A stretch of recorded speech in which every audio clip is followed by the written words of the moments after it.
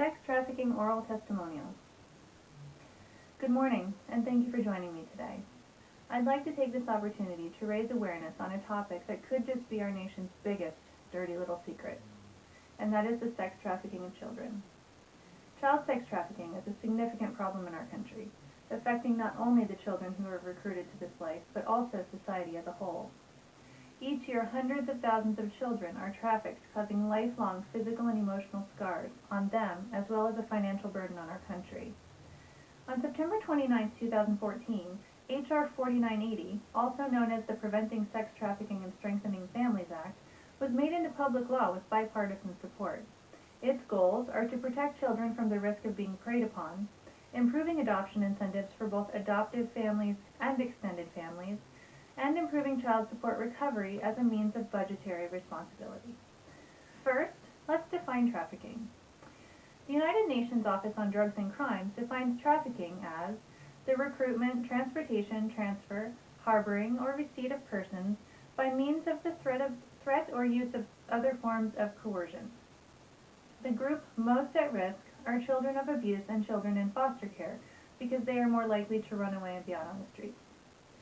Statistically speaking, 1 in 7 children ages 10 to 18 will run away at some point in time. 75% of these children are female, and 46% of these children report having been physically abused. It's essential that we recognize the specific characteristics of this group and educate mandated reporters.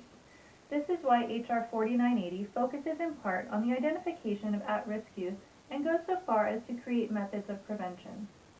If we can identify the patterns that lead to these children running away, the hope is we can prevent it from happening in the future. Over the past several years, there have been more and more debate as to whether or not children should be removed from their homes in the instance of abuse. It has been proven that children under similar circumstances, when left at home, fared far better than those removed and placed in foster care. Children in foster care are far more likely to act out and run away, which can very easily lead to a life of servitude in the sex trade.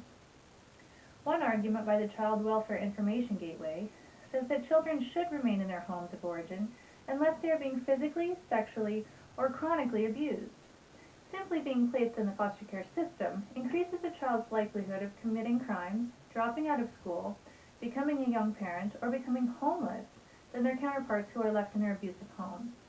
This is why we must be cautious when determining whether or not to remove a child from their home, and why we must move swiftly to find permanency for those whom removal is the best option. Foster care is intended to be a temporary solution to a constant problem. It seems to go against our very nature to leave a child in an environment that's abusive. However, it has been shown that children whom are removed are 3 times as likely to have mental health needs over the course of their lives as those left in their families of origin. An important point to mention also is the financial toll placing children in foster care takes on our country. In 2010, foster care spending reached an astonishing $4.7 billion, 56% of the total federal spending on child welfare. Lastly, the longer these children remain in foster care, the less likely it is for them to be adopted. They act out, they get in trouble, and they end up giving up on themselves and the hope of finding a forever family. Kids therefore age out of the system at increasing rates each year, where we have seen the percentage of kids aging out rise from 6.7% in 1998 to 10.7% in 2009, according to the Heritage Foundation. Another fundamental component to this bill is the inclusion of children 14 years of age and older in the development of their case and active participation in their permanency planning.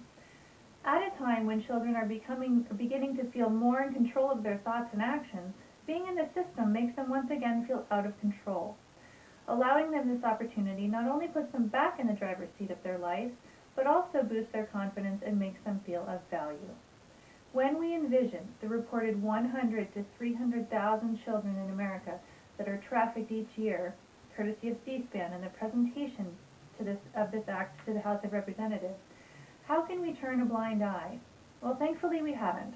H.R. 4980 was passed into law with bipartisan support and support from roughly 50 very respected organizations, such as the American Pediatric Association, Children's Defense Fund, Rights for Girls, and many, many more. We as social workers must work to ensure that these children are given the means and the tools to lead successful lives in the best way possible for them. We must not pass our own judgment onto their situation. We must consider the outcome of our actions before we act. Together, we can make a better future for these kids. The Federal Bureau of Investigation has already begun this work towards this goal with their specialized task force called the Innocence Lost Program. As of 2012, this program has rescued 3,400 children and convicted 1,500 pimps through their 69 dedicated task forces. Thank you for joining me today. Let's make a better future for our children as well as this country's lost children. Thank you.